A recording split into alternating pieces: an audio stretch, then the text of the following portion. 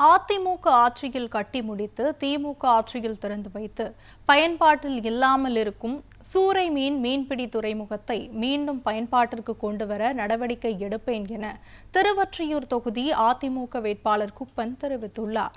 தமிழக சட்டமன்ற தேர்தல் தற்பொழுது சூடுபிடித்து வரும் நிலையில் திருவொற்றியூர் தொகுதி அதிமுக வேட்பாளர் குப்பன் திருவொற்றியூர் குப்பம் நல்லதண்ணி ஓடை குப்பம் உள்ளிட்ட 7 மீனவ கிராமங்களுக்கு சென்று வாக்கு சேகரிப்பில் ஈடுபட்டார். பிரச்சாரத்தில் ஈடுபட்ட அவருக்கு அப்பகுதி மக்கள் உற்சாக வரவேற்பு அளித்தனர். தமிழ்நாடு வாழ்விட மேம்பாட்டு வாரிய குடியிருப்பில் வீடு இல்லாமல் தவித்து வரும் சுமார் 500க்கும் மேற்பட்டோருக்கு புதிய வீடுகள் வழங்க வேண்டும் என அப்பகுதி மக்கள் கோரிக்கை விடுத்தனர். இந்நிலையில் மக்களின் கோரிக்கைகளை நிறைவேற்றுவேன் என உறுதியளித்த அவர் கடல் அரிப்பை தடுப்பதற்கு கடற்கரை ஓரம் கற்களை கொட்டி தூண்டில் வளைவு அமைத்து தரப்படும் என்றும் உறுதியளித்தார்.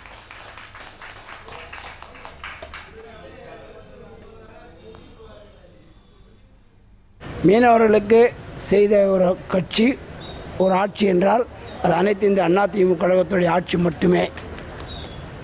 திருவொற்றியூருக்கு பொறுத்தவரையில் அம்மா ஆட்சியில் ஒரு துறைமுகம் கொடுத்தாங்க, அம்மா அறிவித்தாங்க. அதுக்கு பணம் ஒதுக்கினவர் நம்முடைய 242 கோடி ஒதுக்கி அந்த துறைமுகத்தை உருவாக்கியவர் எடப்பாடியார் அவர்கள். இன்றைக்கி அந்த துறைமுகத்தை திமுக திறந்தாங்க. அவர் 272 கோடி நாங்கள் பண்ணிட்டோம். ஒரே ₹1 கூட செலவு பண்ணாமல் முதலமைச்சர் மு.க. ஸ்டாலின் வந்து திறந்தார். இந்த பேட்டி அவர் பார்க்கணுன்னு நினைக்கிறேன். நான் திறந்து செயல்படாமல் இருக்குது.